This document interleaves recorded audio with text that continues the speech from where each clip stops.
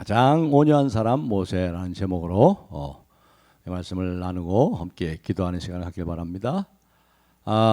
참 또 이렇게 우리가 생각지도 못한 거리두기가 4단계로 격상이 됐죠.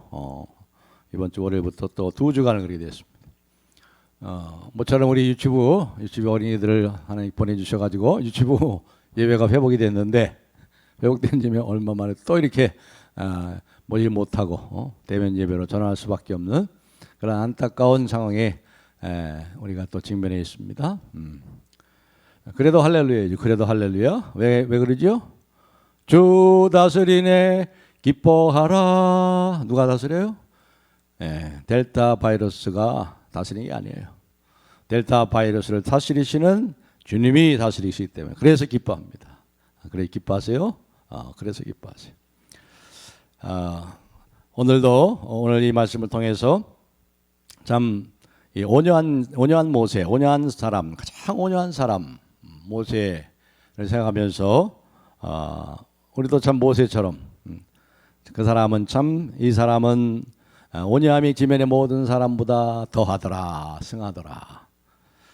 이러한 목표를 가지고 참 우리가 주님을 닮아가는 주님의 성품을 닮아가고, 그래서 주님이 하고자 하시는 일을 우리 통해 하고자 하시는 일을 다 이루어드리는 참으로 복된 그런 삶이 되기를 바랍니다.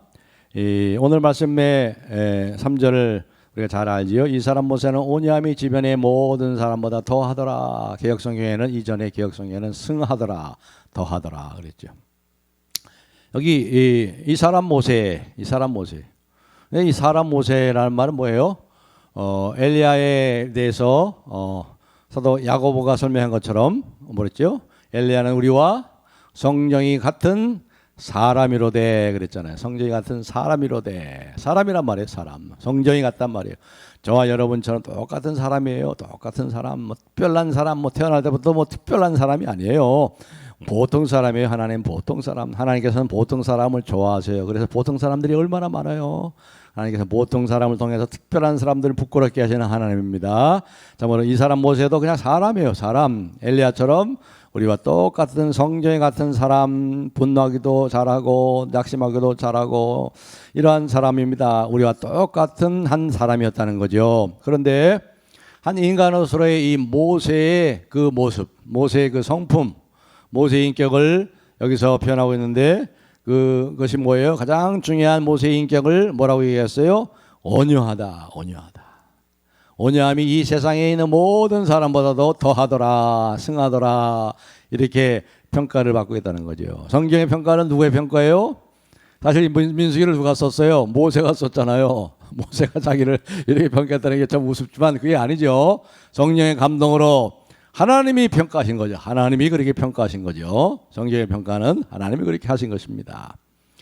이 온유함이라는 말을 들을 때 여러분들은 어떤 생각이 납니까? 제가 여러 번 말씀드렸습니다만은 이것은 보통 어떤 부드러움, 어떤 따뜻함, 또 양보를 잘하고 착하고 너그러운 그런 마음, 그런 것도 틀린 말은 아니죠.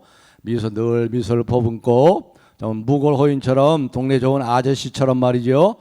그렇게 생각하기 쉽지만은 물론 그런 뜻도 있습니다. 그러나 여기서 이 온유라는 것은 뭐예요? 온유라는 것은 주인에게 잘 길들여진 야생마다, 이 야생마가 지멋대로 찌던 야생마가 말이죠. 어떤 주인에게 딱 사로잡혔어요. 그러나서 이제 훈련을 받습니다. 잘 길들임을 받습니다. 그 주인이 길들임을 따라서 이제 이 야생마가 변해갑니다. 주인의 다스림을 잘 받고 주인의 길들임을 잘 받는 자, 별된 야생마. 그러니까 이 온유하다는 것은 주님이잖아요. 우리 주인님이 우리 주인이잖아요. 우리 주님이 모든 것을 다스리신다. 주님이 모든 것을 바로잡으신다. 주님이 그런 주님을 굳게 믿고 신뢰하는 사람, 그런 하나님을 기다리는 사람, 이 사람이 바로 어떤 사람이에요? 이게 바로 온유하다는 거예요. 이게 온유하다는 거예요. 이게 온유하고 겸손하다. 나는 마음이 온유하고 겸손하니, 우리 예수님도 그러셨죠. 성부 하나님에게 지시를 잘 받고 예수님이 하시는 말이 하나님이 하시는 말씀이에요. 내가 아버지께서 하라는 말을 내가 너에게 한다. 아버지께서 내게 하라는 말 외에는 내가 너에게 한 적이 있느냐? 그거 없죠. 주님이 참으로 모든 걸 다스리시고 모든 것을 반드시 바로 잡아주신다. 그 하나님을 굳게 믿고 신뢰하고 그 하나님을 기다리는 사람, 그것을 온유하다고 그래요. 온유하다. 시편에 보면은 많은 지혜의 시가 나오죠. 시편에 보면 많은 지혜가 시에 나오는데 이 지혜의 시에 이 온유와 겸손에 대한 이 가르침을 얘기하는 지혜의 시가 있습니다. 이 온유와 겸손의 지혜를 가르치는 이 지혜의 시.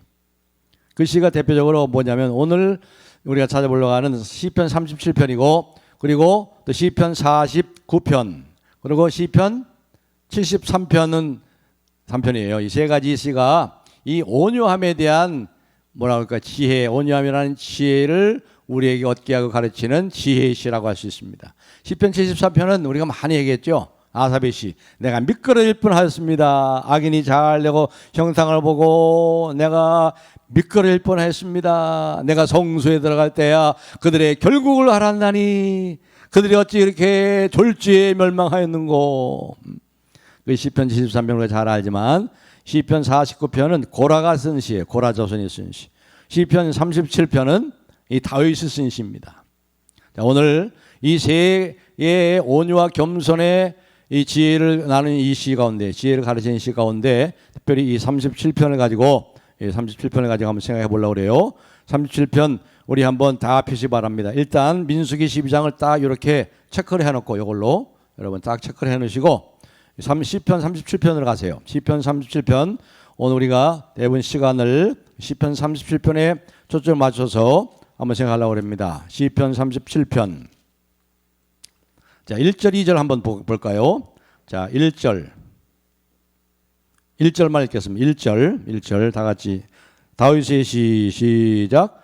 악을 행하는 자들 때문에 불평하지 말며 불의를 행하는 자들을 시기하지 말지어다. 우리 7절 한번 더 보겠습니다. 7절 시작. 여호와 앞에 잠잠하고 참고 기다리라. 자기 길이 형통하며 악한 꾀를 이루는 자들 때문에 불평하지 말지니라. 아멘. 시편 37편이나 시편 49편이나 시편 73편 겸손과 온유함의 지혜를 가르치는 시에 이 시인들은 지금까지 말이죠. 이 악인이 잘되고 악인이 형통하는 것 때문에 많이 씨름한 사람들이에요. 이 악인들은 하늘마다 잘 돼. 죽을 때도 편안하게 죽어요. 그 자식들도 잘 되는 거예요. 악인들이 잘 되고 형통하는 것 때문에 이 지혜의 시인들 말이죠. 이 시인들은 얼마나 고민했는지 몰라요. 이것 때문에 얼마나 이것 때문에 씨름한지 몰라. 이 문제 가지고. 그러다 그들이 결국 하나님의 계시와 성령을 받아 오늘 쓴 시가 바로 시편 37편이고 49편, 73편입니다. 특별히 여기 시편 37편은 누구의 시예요? 다윗의 시인데 다윗이 노인이 되었을 때 쓴 것 같아요. 다윗 노인이 되었을 때. 다윗이 몇 세에 세상을 떠났는지 아세요? 70세 정도 떠났어요. 70세. 학자들 보면 70세, 그 당시의 나이로는 많이 살았죠. 그 당시 평균 나이가 한 50밖에 안 됩니다. 그러니까 70세까지 살았습니다. 장수의 복도 누리고 그랬죠. 이 노인이 된 이 다윗의 시인이 이 노인의 평생을 이 경험적으로 관찰한 결과 의인의 자식이 걸식함을 보지 못하였다고 25절에 얘기해요. 25절 한번 보세요. 25절 다 같이 한번 읽겠습니다. 25절 시작. 내가 어려서부터 늙기까지 의인이 버림을 당하거나 그의 자손이 걸식함을 보지 못하였도다. 예, 얼마나 참 우리 큰 위로와 격려가 되는 말씀이에요. 그것들을 지금도 봅니다. 저는 목회하면서 그걸 봐요. 그렇구나. 이 말씀대로 이 다윗도 쭉 어려서부터 쭉 지금 노인이 된 이 시간까지 20편, 37편을 쓸 때까지 쫙 살펴보니까 어려서부터 늙기까지 의인이 버림을 당하거나 자기가 어려서부터 늙기까지 쭉 이렇게 살펴보니까 이 의인이 버림을 당하거나 그의 자손이 걸식함을 보지 못하였도다. 이렇게 이 시인 다윗은 노인이 되어서 경험적으로 이와 같은 관찰을 통해서 이것을 깨닫게 되는 거예요. 그런데 이 악인은 어떻습니까? 35절, 37, 시편 37편 35절 한번 볼까요? 35절 다 같이 읽읍시다. 시작. 내가 악인의 큰 세력을 본즉 그 본래의 땅에 서 있는 나무 잎이 무성함 같으나. 그 다음에요 36절 내가 지나갈 때 그는 없어졌나니 내가 찾아도 발견하지 못하였도다. 젊었을 때 이 다윗이 봤을 때 이 악인이 말이죠, 큰 나무가 봤어요. 큰 나무, 이 악인이 큰 나무예요. 땅에 굳건히 서 있어요. 뿌리 깊은 나무처럼. 그런데 어느 순간 나이가 들어서 이렇게 한번 찾아봤더니 아무리 찾아봐도 그 나무가 사라지고 없어진 거예요. 뿌리치법이 없어진 거예요. 그 악인이 사라져버렸단 말이에요. 이걸 본 거란 말이에요. 이걸. 그렇습니다. 다른 시인은 뭐라고 결론을 내려요? 7절 다시 한번 읽겠습니다. 37편 7절 시작. 여호와 앞에 잠잠하고 참고 기다리라. 자기 길이 형통하며 악한 꾀를 이루는 자 때문에 불평하지 말지어다. 잠잠히 기다려라 이 말이에요. 하나님은 다스리신다 말이에요. 하나님이 의인과 악인을 다스리시기 때문에 악인이 잘 되는 것 같아도 하나님이 어떻게 하신 것을 봐라. 나중에 그 악인을 찾아나서 잠시 후에는 10절에 그렇게 말하죠. 10절을 제가 볼게요. 잠시 후에는 악인이 없어지리니 내가 그것을 자세히 살필지라도 없으리로다. 악인을 하나님께서 뿌리채 뽑아서 없앤단 말이에요. 그래서 자세히 살펴보니까 자세히 살펴도 그 악인이 어디 갔는지 없어졌다는 거예요. 결국 온유한 사람이 땅을 차지한다는 거예요. 땅을 차지한다. 온유한 사람이 땅을 차지한다는 것은 땅을 차지하려고 악한 자들이 땅을 차지하고 온갖 방법을 가지고 권력을 휘두르고 중상모략을 하고 권모술수를 펼치고 땅을 차지하려고 하지만 그러나 결국 그 땅은 누구에게로 돌아가요? 온유한 자에게로 돌아가요. 하나님의 다스림을 잘 받고 하나님의 때를 기다리면서 하나님이 온전히 땅을 다스리게 되는 그때에 땅을 통해서 주시는 모든 유익들을, 모든 축복들을 온유한 자가 누리게 된다 이 말이에요. 그렇기 때문에 우리는 어떻게 할 수 있어요? 하나님을 기다릴 수 있는 거예요. 그 사람이 어떤 사람이지요? 그 사람이 온유한 사람이란 말이에요. 그 사람이 온유한 사람. 여러분, 하나님은 말이죠. 하나님은 이 세상에 있는 금방 악을 어떻게 처단하지 않습니다. 금방 하면 뭐가 좋아요. 그렇죠? 아유, 저 악한 인간들. 그 악을 금방 처단하면 얼마나 좋겠어요. 그런데 하나님은 그렇게 하지 않으세요. 오래 기다리세요. 악을 금방 솎아내는 방식으로 하지 않습니다. 오래 기다리세요. 왜 그럴까요? 첫 번째는 그 악인이라도 악한 길에서 돌아오기를 원하시기 때문에. 악한 자도 멸망을 원치 않아요. 하나님은. 악한 자가 돌아오기를 원하시기 때문에 오래 참으시면서 악한 자가 돌아오기를 기다리세요. 그 다음에 두 번째는 왜 그러죠? 마태복음 13장 29절에 나옵니다. 우리 화면에 한번 볼까요? 마태복음 13장 29절 30절 다 같이 읽겠습니다. 시작. 주인이 이르되 가만 두어라.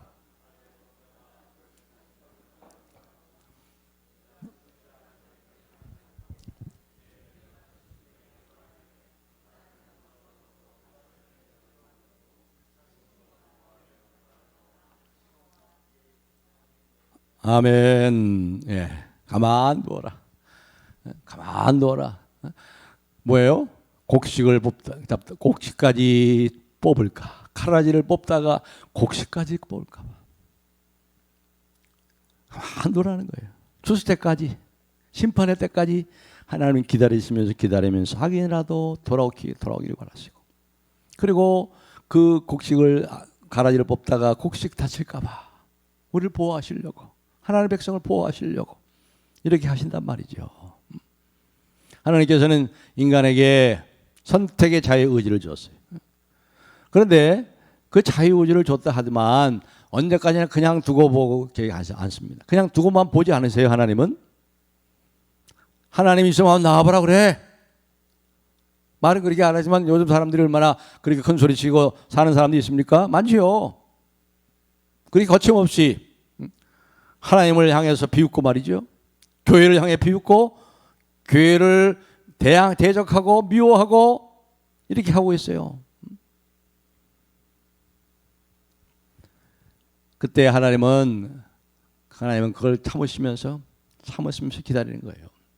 한 번씩 하나님께서 모든 하나님에 대한 그 비웃음 다 받아요. 다 받아요. 그냥 아무 말씀 안 하셔도 다 받아요. 그냥 조롱과 멸시를 하나님이 다 받으세요. 그러나 하나님은 반드시 불현히 갑자기 호련히, 그때는 몰라요. 언제간지 몰라요. 갑자기 해요. 갑자기 자신의 방법 모든 것을 바로잡으십니다. 사도행전 12장에 가시면요, 사도 요한의 형제 야고보를 죽인 누구죠? 헤로당이 나오죠. 헤로당이 벌레가 먹어 죽었죠. 벌레가 먹었다는 것은 이 내장이 터졌어요. 내장이 갑자기 나중에 통증을 일으키면서 내장이 터져가지고 죽었어요. 그냥 즉살했어요. 이 헤롯이 그랬어요.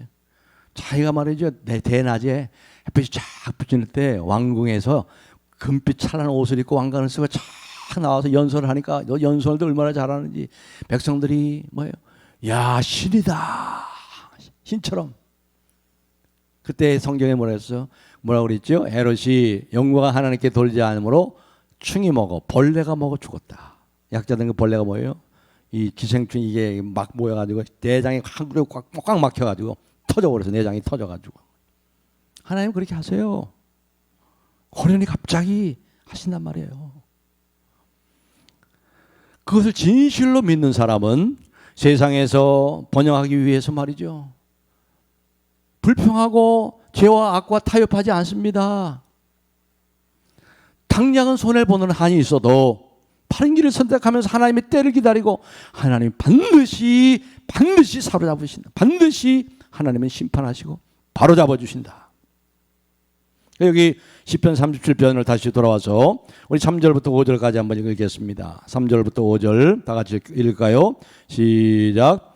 여호와를 의뢰하고 선을 행하라. 땅에 머무는 동안 그의 성실을 먹을거리로 삼을지어다. 또 여호와를 기뻐하라. 그가 네 마음의 소원을 네게 이루어 주시리로다.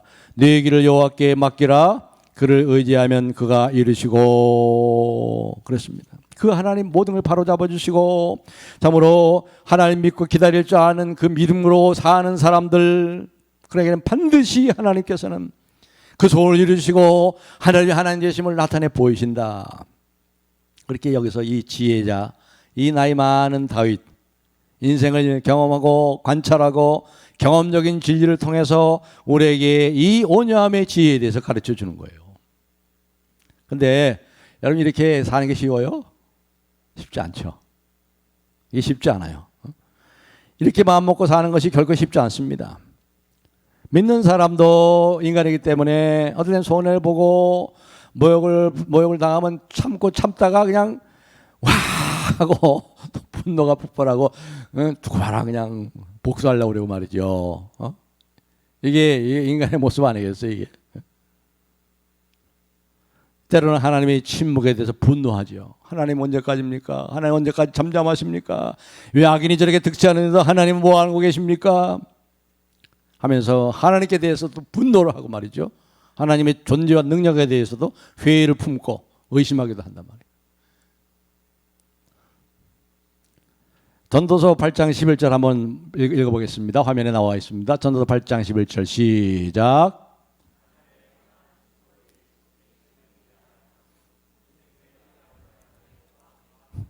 예, 이 전도자, 이 지혜자가 솔로몬이, 다윗의 아들 솔로몬이죠. 그 아버지 그 아들인데, 악한 일에 관하여서는 다시 보여주세요. 악한 일에 관하여서는 징벌이 속히 실행되지 아니하므로 인생들이 악을 행하는데 마음이 담대하도다.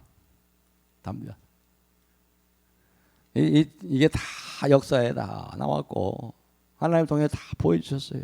역사는 새로운 게 없어요. 그래서 역사는 통해서 그래서 인간은 아무것도 안 배운다고 그러잖아요. 이거 역사가 주는 제일 중요한 교훈이라고 그러잖아요. 그 짓에다 망했는데 또 그러는 거예요. 또 교만하고 말이죠. 그런데 내가 망했는데 또 그러는 거예요. 또 악인의 길을 가는 거예요. 그러나 어떻습니까? 이 다윗은 나의 많은 다윗은. 여기 7절부터 우리 11절까지를 읽어보겠습니다. 이 말씀만 읽어도 참 은혜가 됩니다. 7절부터 11절 한 절씩 교독합니다. 7절로 11절. 제가 7절 먼저 읽습니다. 여호와 앞에 잠잠하고 참고 기다리라. 자기 길이 형통하며 악한 길을 이루는 자 때문에 불평하지 말지어다.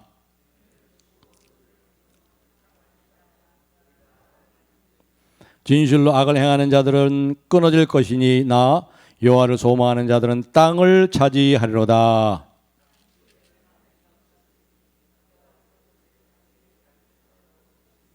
11절 다 같이요. 그러나 온유한 자들은 땅을 차지하며 풍성한 화평으로 즐거워하리로다. 아멘. 땅을 차지합니다. 하나님이 온전히 다스리는 그날이 일어나서 그 땅으로 저는 모든 풍족한 것들 다 여기 그 풍성한 것들을 다 얻는다 이 말이에요. 누리게 된다 이 말이에요. 그렇습니다. 결국 온유함이라는 것은 하나님을 하나님으로 인정하는 거예요. 하나님을 하나님으로 인정하고 그분께 모든 것을 맡기고 그분을 간절히 기다리는 거예요. 이게 온유한 자에게. 어느 신학자는 이렇게 말했습니다. 온유는 내가 하나님이 아니라는 것을 인정하는 것이다. 아주 상식적인 말이지만 참 인사이트가 있는 말이죠. 온유는 내가 하나님이 아니라는 것을 인정하는 것이다. 전부 다 내가 하나님이잖아요. 요즘은 내가 하나님이잖아요. 전부 다. 그렇죠? 내가 하나님이면 내가 하나님. 세상을 움직이는 것이 나의 업무도 아니고 나의 책임도 아니라는 것을 아는 것이 온유한 거란 말이에요. 내가 세상을 움직이고 내가 한번 변화시켜 봐야지. 내가 그 사람을 바꿔놔야지. 그게 아니에요. 하나님이 하시지 내가 하는 게 아니에요. 그걸 인정하는 것이 온유한 거라는 말이에요. 내가 이 교회를 바로 잡아야지. 내가 하는 게 아니란 말이에요. 하나님이 할 일을 내가 하면 안 되죠. 하나님의 자리를 내가 찬탈하면 안 되죠. 이걸 교만이라고 하는 거죠. 교만한 자를 하나님이 물리치시고 대적하신단 말이에요. 온유한 사람은 하나님이 다스린 것을 철저하게 믿고 죄와 가득한 세상에서 오직 하나님의 뜻을 따라 의롭고 선하게 그 길을 가는 사람. 그런 길을 가다 보니까 현실 세계에서는 짓밟혀요. 그리고 현실 세계에서는 왕따를 당하기도 하고 조롱을 당합니다. 그러나 결국에 가서는 하나님이 모든 것을 바로잡아 주시는 것을 보게 됩니다. 땅을 차지합니다. 그 땅을 통해 주신 하나님의 모든 그 열매와 축복들을 받아 누리게 되는 것입니다. 그렇습니다. 그래서 온유한 사람의 가장 중요한 특징은 하나님이 다스림에 대한 철저한 믿음과 신뢰. 하나님이 다스리신다. 하나님이 바로 잡으신다. 우리가 왜 양보하고 희생해요? 하나님이 다스리는 거 아니까. 억울하고 분통 터지는 일이 있어도 왜 우리가 참을 수 있어요? 내가 안 갚아하는 것이 아니라 원수 갚는 것이 내게 있으니 내가 갚으리라 주께서 말씀하셨기 때문에 것을 알기 때문에 오히려 그들을 위해서 축복하고 기도하라고 그랬잖아요. 우리 주님은 그랬어요.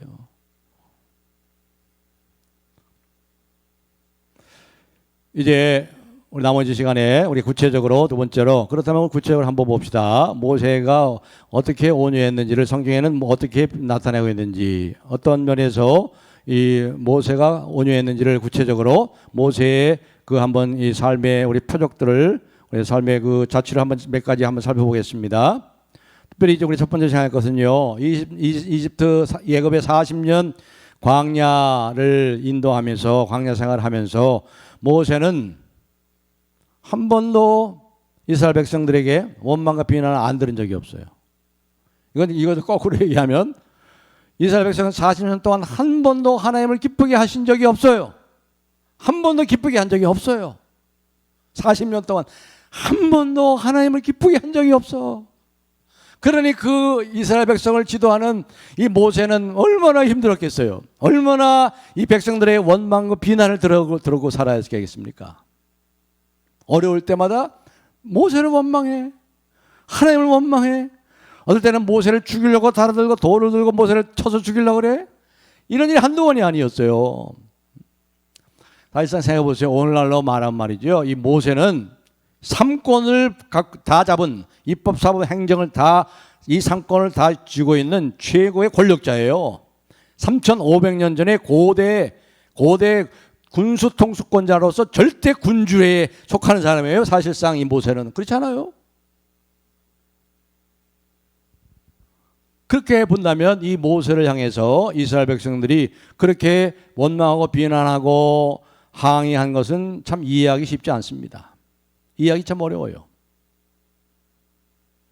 왜냐하면 이스라엘 백성이 그 전권을 가진 이 최고의 지도자 모세를 별로 이스라엘 백성이 두려워하지 않았어요. 두려워한 적이 별로 없어요.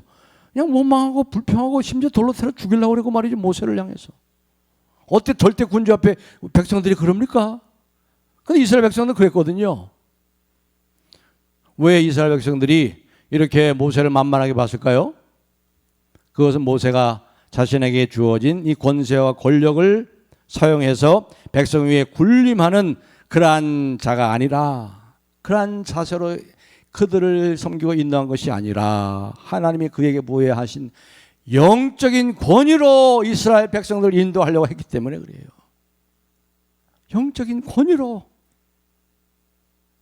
그래서 그렇게 힘든 거예요. 그래서 이스라엘 백성들이 원망하고 비난할 때마다 모세는 어떤 면에서 고대 절대 군주처럼 절대 권력을 가지고 있음에도 백성들에게 하나 대응하지 않고 항상 하나님 앞에 나아가서 어떻게 했죠? 엎드렸어요. 기도했단 말이에요. 기도했다.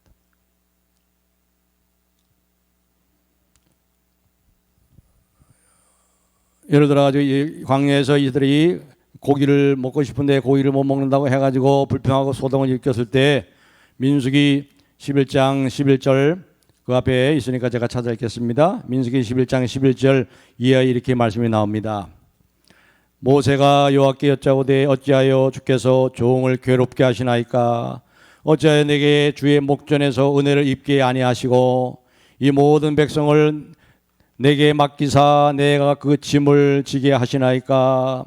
이 모든 백성을 내가 배웠나이까? 내가 그들을 낳았나이까?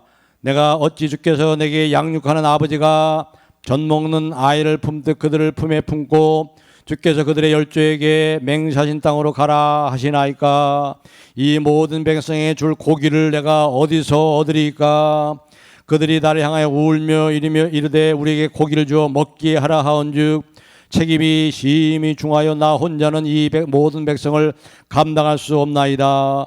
주께서 내게 이같이 행하실진대 구하옵나니 내게 은혜를 베푸사 즉시 나를 죽여 내가 고난당함을 내가 보지 않게 하옵소서. 이렇게까지 기도를 했다면 이렇게까지요. 12명의 정탐꾼을 가데스바네에서 그 가나안 땅에 보내놓고 그들이 돌아왔을 때 10명의 가나안 정탐꾼, 그중에 10명의 가나안 정탐관들이 어떻게 했어요? 불가능하다고 보고하잖아요. 불가능하다.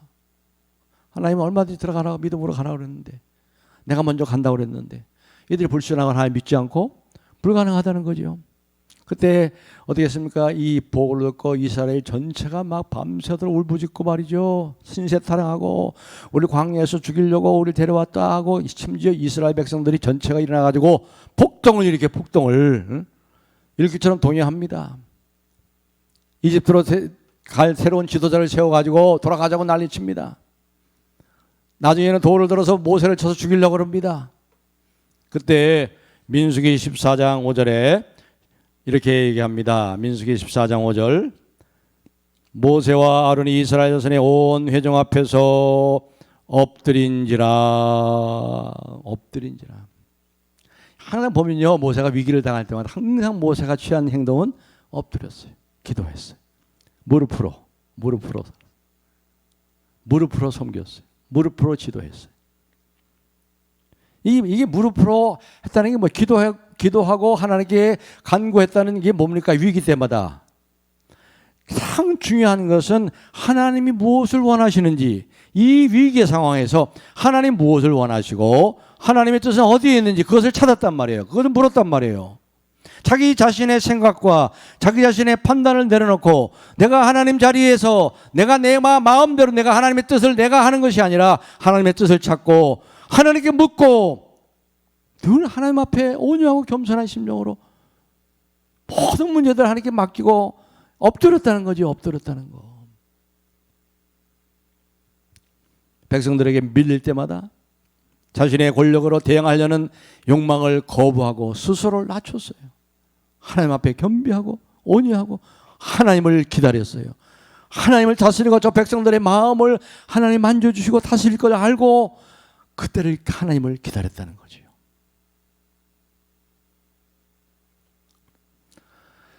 그리고 민수기 오늘 우리가 함께 읽은 민수기 12장 본문으로 돌아가면요. 이제 본문으로 돌아갑시다. 거기 보면은 이제 간단하게 정리를 하면요. 오늘 이 모세의 그 온유함에 대해서 가장 잘 그 온유함이 드러난 사건이 여기 기록되어 있습니다.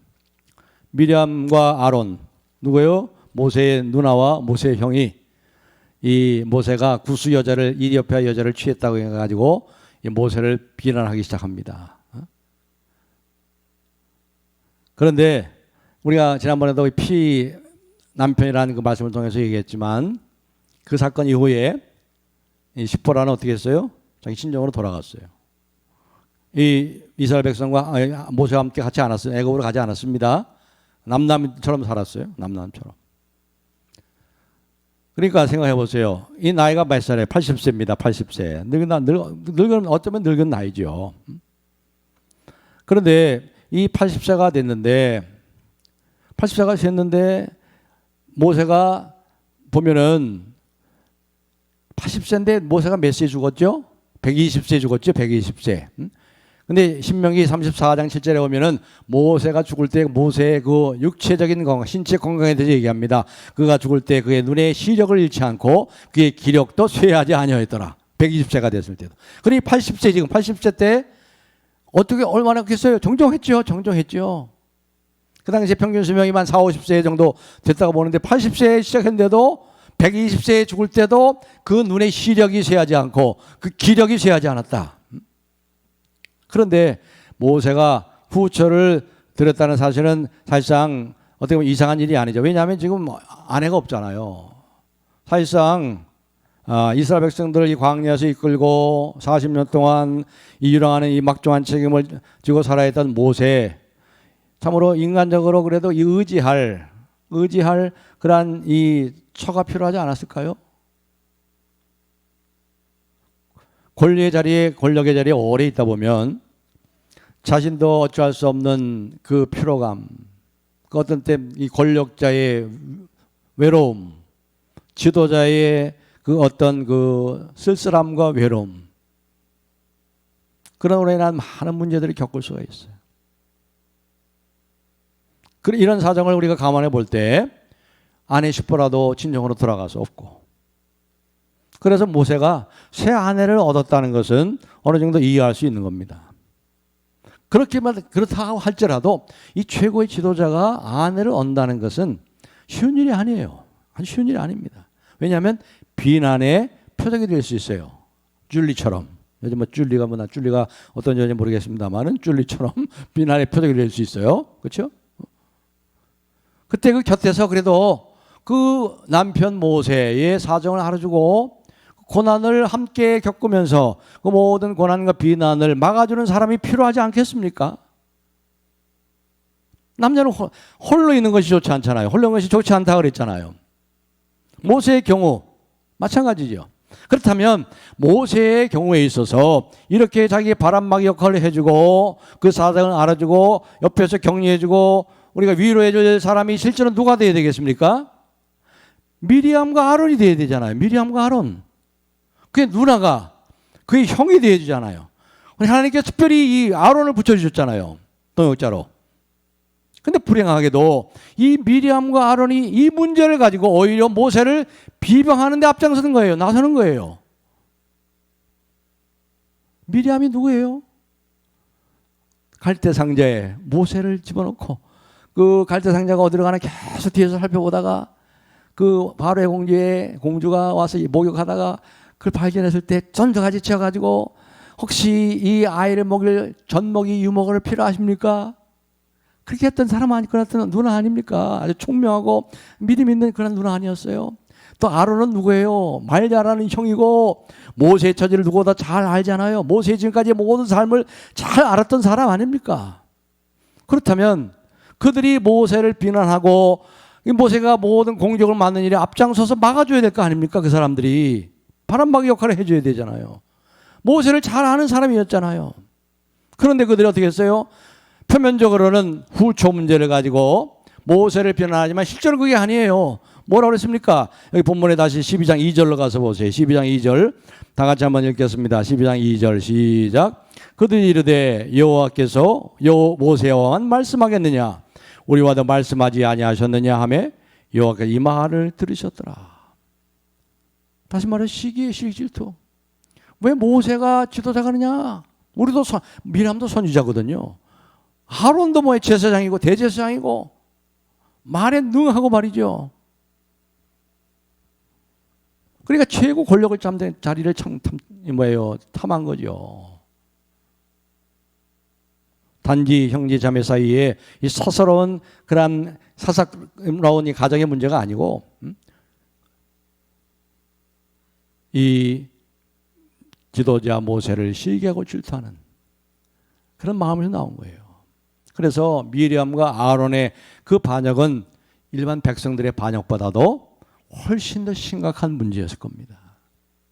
여기서 이 모세는 어떤 뭘 느꼈을까요? 인간에 대한 환멸을 느꼈겠죠. 인간에 대한 환멸.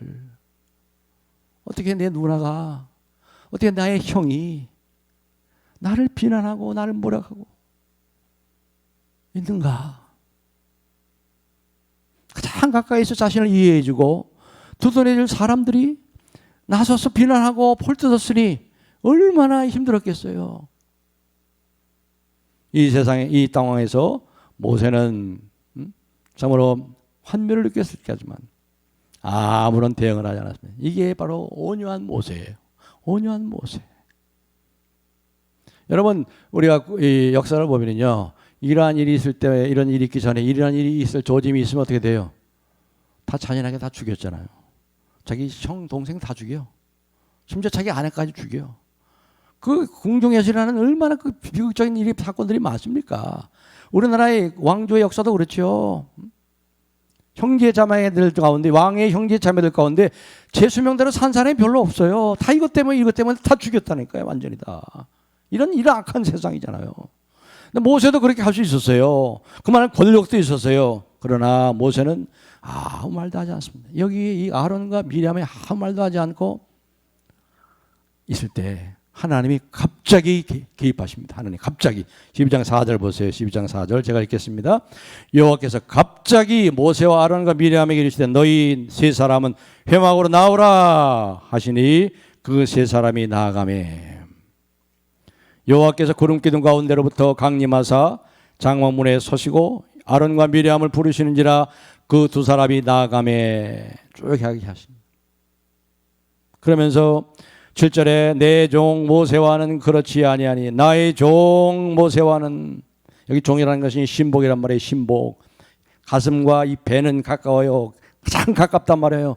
나의 신복이다 이 말은. 내가 가장 아끼는 종 내 이 모세와는 그렇지 아니하니 그런데 온 집에 충성함이라 그와 나는 대면하여 명백히 말하고 은밀히 말로 하지 아니하며 그는 또 여호와의 형상을 보고늘 너희가 어찌하여 내 종 모세를 비방하기를 두려워하지 아니하느냐 하면서 여호와께서 그들을 향하여 진노하시고 떠나시며 어떻게 됐죠? 미리암이 나방에 걸려서 눈과 같이 하얘서 즉시. 그래가지고 그걸 보고 이 모세가 보세요. 모세. 이 온유한 모세. 온유한 모세가 어떻게 되는지 아세요? 여기 12장 13절 우리 다 같이 한번 읽겠습니다. 12장 13절 시작. 모세가 여호와께 부르짖어 이르되 하나님이 원하건대 그를 고쳐 주옵소서. 우리 미리암을 고쳐 주옵소서. 야, 이 웬만한 사람 같은 이렇게 할 수 있었을까? 아이고 잘 됐다고 쌤통이다 그거. 그렇게 고소하게 생각할지 모르겠는데, 야, 이 모세는 정말 하나님 앞에 간절히 주여 저를 불쌍히 여기시 고쳐주시옵소서, 고쳐주시옵소서. 일주일에 고침받고 다시 돌아옵니다. 백성들 앞에서. 그러니까 백성들 앞에 얼마나 수치를 당했겠으며 이 모세의 지도력이 얼마나 더 확고하게 섰겠어요. 이제 말씀을 맺겠습니다. 사랑하는 성도 여러분, 하나님이 살아계십니다. 하나님이 살아계십니다. 하나님이 다 보고 계시고 우리의 마음 깊은 곳을 다 감찰하고 계세요. 그렇기 때문에 하나님이 다 다스리시고 하나님 바로 잡으십니다. 최종적인 날이 옵니다. 가장 하나님이 바로 잡는 영광스러운 마지막 날, 재림의 날이 옵니다. 그리고 그 이전에도 하나님 눈부시게 역사 속에 하나님의 하나님 되심을 나타내시고 하나님 바로 잡으시고 하나님이 심판하신 것을 우리가 봅니다. 그렇기 때문에 우리는 그분을 믿고 낮아지고 작아지며 우리가 겸손하고 온유할 수 있습니다. 세상적인 기준에 보면은 참으로 바보 같은 일이고 억울한 일이고, 하지만 그러나 그렇게 하는 사람이 참으로 강한 사람이고 그런 사람이 땅을 차지합니다. 하나님이 온전히 다시는 그날에 그 땅을 통해서 주시는 모든 축복과 유익을 다 얻게 됩니다. 그래서 모세는 40년의 그 고된 여정을 끝까지 완주할 수 있었던 것입니다. 이러한 믿음과 신뢰로 온유함으로 하나님만 믿고 이 올곧게 이 순례길을 끝까지 잘 달려가시는 우리 모두가 되기를 주님의 이름으로 축복합니다. 할렐루야. 하나님 감사 찬송합니다. 참으로 가장 온유한 모세에 대해서 말씀해 주심을 감사합니다. 하나님은 살아계시고 하나님은 지금도 모든 걸 다 감찰하시고 알고 계시고 기다리시고 또 기다리시며 악인이 회개하고 돌아오기를 기다리시고 참으로 곡식을 상처가 받을까봐 다칠까봐 가라지를 그냥 놔두시는 하나님의 그 깊고 선하신 뜻을 저희들이 잘 깨달아 알고 주님의 마음을 가지고 주님의 때를 기다리며 온유한 그런 마음으로 살아갈 수 있도록 우리 사랑하는 주님의 귀한 백성들 그와 같은 은혜로 충만케 해 주시옵소서. 주님 반드시 온유한 자가 땅을 차지하게 하실 것을 믿습니다. 악한 자가 눈을 뜨고 찾아봐도 이 땅에 없게 될 줄로 믿습니다. 그 믿음으로 하나님을 신뢰하고 끝까지 온유한 마음으로 살아가는 우리 모두가 될 수 있도록 주여 은혜를 내리시고 영광 받으시옵소서. 예수님의 이름으로 기도하옵나이다. 아멘.